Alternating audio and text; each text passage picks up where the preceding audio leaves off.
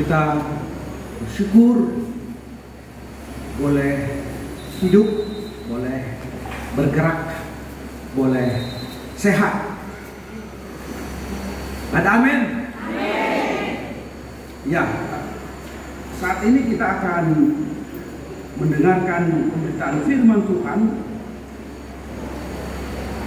Memang oleh pembina sudah menyampaikan beberapa nats yang akan kita bahas bersama, tetapi saya mengambil atau menambahkan beberapa nats yang lain, tapi sama-sama tujuannya sama, yaitu mari kita membaca Kisah Rasul 2 ayat 4. Satu orang, saya harap kita membacanya. Kisah Rasul 2 ayat 4. Kemudian 1 Korintus 14 ayat 26 dan 28. Dan yang ketiga 1 Korintus 13 ayat 13. Kalau boleh yang agak cepat membuka dan membaca, silakan tampil ke depan. Kisah Rasul 2 ayat 4, satu orang, Bapak Ibu silakan. Dan 1 Korintus 14 ayat 26 hingga 28, satu orang lagi. Dan 1 Korintus 13 ayat 13. Mari Bapak Ibu. Udah di situ aja Bu. Ya. 1 Korintus 14 ayat 26 dan 28 sampai 28.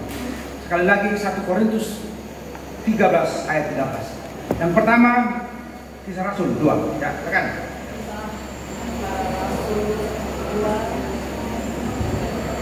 Kisah Para Rasul 2 ayat 4 sampai 6. No. Kisah Rasul 2 ayat 4 saja Bu. Oh, benar. Maka penuhlah mereka dengan Roh Kudus, lalu mereka mulai berkata-kata dalam bahasa-bahasa lain seperti yang diberikan oleh Roh itu kepada mereka untuk mengatakannya. Oke, terima kasih Bu. Satu orang membaca dari 1 Korintus 14 ayat 26 sampai 28. Silakan.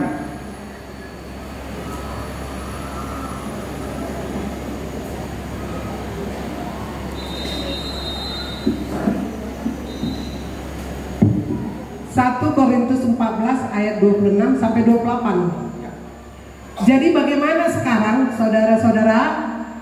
Bila mana kamu berkumpul, hendaklah tiap-tiap orang mempersembahkan sesuatu, yang seorang mazmur, yang lain pengajaran, atau penyataan Allah, atau karunia bahasa roh, atau karunia untuk menafsirkan bahasa roh. Tetapi semuanya itu harus dipergunakan untuk membangun. Jika ada yang berkata-kata dengan bahasa roh, biarlah 2 atau sebanyak-banyaknya 3 orang, seorang demi seorang, dan harus ada seorang lain untuk menafsirkannya. Jika tidak ada orang yang dapat menafsirkannya, hendaklah mereka berdiam diri dalam pertemuan jemaat dan hanya boleh berkata-kata kepada dirinya sendiri dan kepada Allah. Amin. Amin. Terima kasih. Satu orang lagi dari 1 Korintus 13 ayat 13.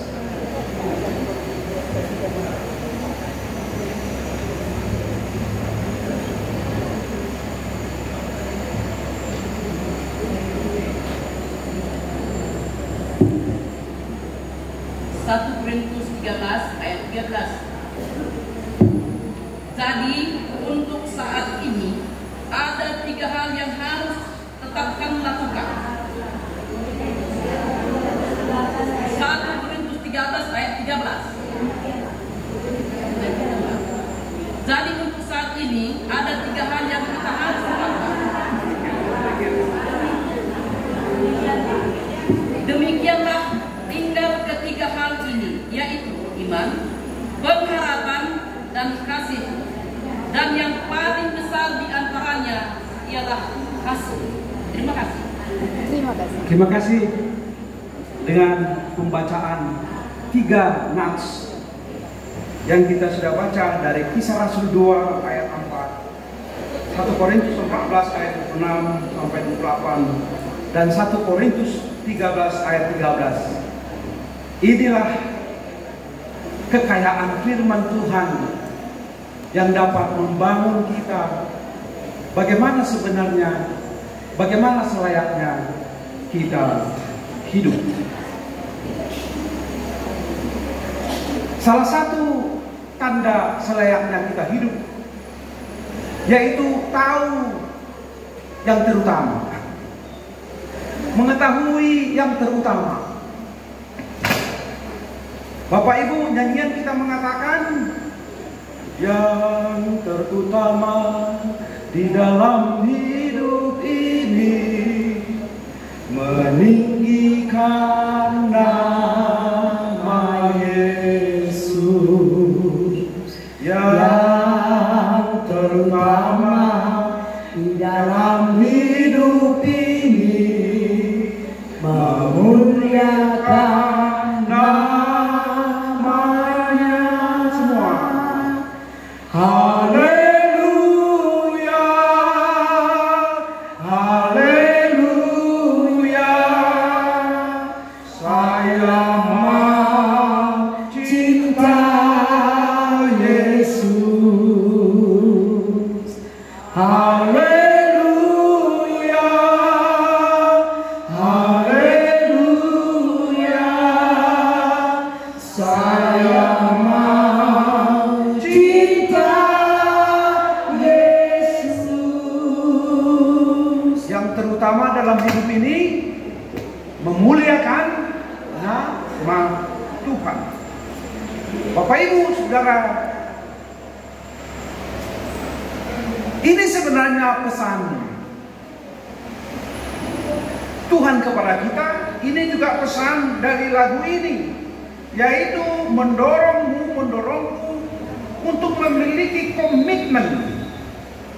Komitmen seorang pra-lansia dan lansia adalah seperti lagu itu, sekalipun umur tinggal bonus, lutut apa? Biar lutut harus dibungkus, atau mungkin suatu saat kita akan diinfus, tetapi lansia tetap semangat di hari tua. Benar, ini adalah kehidupan pra lansia dan lansia, sama seperti nyanyian itu. Bapak Ibu Saudara yang dikasihi Tuhan, kita bersyukur kepada Tuhan. Tuhan memberi banyak karunia. Ada amin? Amin. Tuhan memberikan banyak karunia, karunia di dalam hidup. Apakah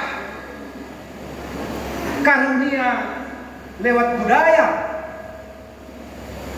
Karunia lewat budaya itu termasuk bahasa loh. Karunia bahasa. Siapa yang bersyukur di sini? Dia tahu bahasa karo. Krina, apa gay? Aku bersyukur mengerti bahasa Inggris, Pak.